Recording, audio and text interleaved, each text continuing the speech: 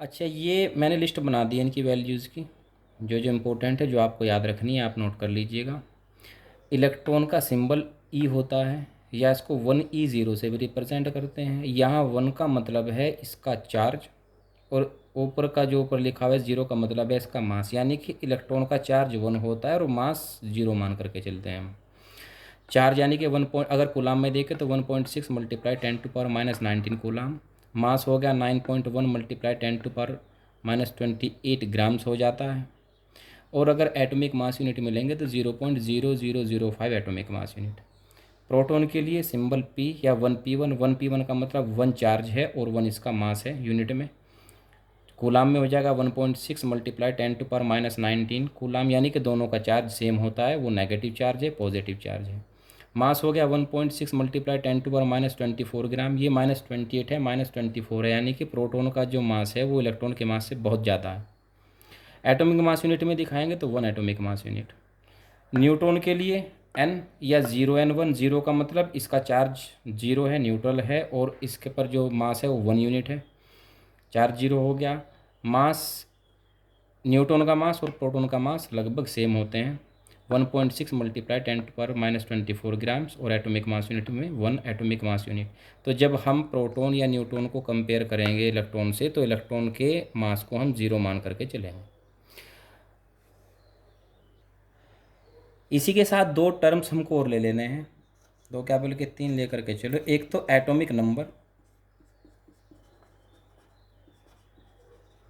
दूसरा होता है एटॉमिक मास, और तीसरा होता है मास नंबर। एटॉमिक नंबर का मतलब होगा नंबर ऑफ प्रोटॉन्स, और किसी एटम में number of protons always equal to number of electrons. Ion में नहीं, एटम में। आयन में अलग अलग हो जाते हैं। तो किसी भी एटम में जितने प्रोटॉन होंगे हमेशा उतने ही न्यूट्रॉन होते हैं। एटॉमिक मास किसको कहेंगे? नंबर ऑफ प्रोटॉन्स को, या इलेक्ट्रॉन से भी निकाला जा सकता है। अगर किसी एटम में मान लीजिए सोडियम में लिखा हुआ है Na11, Na11 लिखा है, इसका एटॉमिक नंबर है सोडियम का 11। इसका मतलब सोडियम में 11 प्रोटॉन है और 11 ही उसमें इलेक्ट्रॉन है। एटॉमिक मास, एटॉमिक मास का मतलब किसी एटम में इलेक्ट्रॉन, प्रोटॉन, न्यूट्रॉन सबका मास टोटल, और मास लेना है हमको यूनिट में। तो मान लीजिए सोडियम में 11 तो प्रोटॉन होते हैं, 12 इसमें होते हैं न्यूट्रॉन, और इसमें चारों तरफ जो इलेक्ट्रॉन है वो भी 11 ही होते हैं।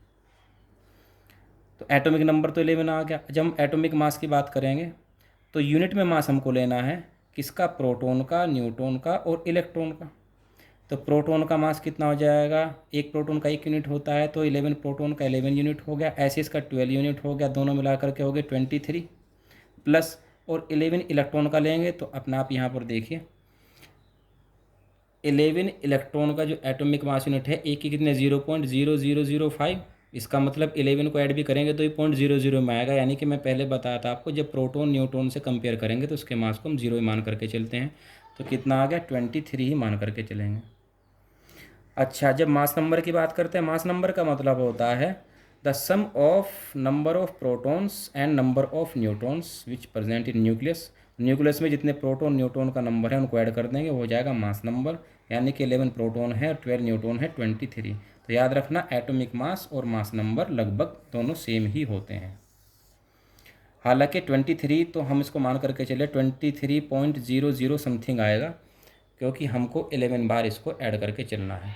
तो पॉइंट में जाकर के इतना छोटा हो जाता है, इसको हम इग्नोर कर लेते हैं। तो एटॉमिक मास और मास नंबर इक्वल ही होते हैं।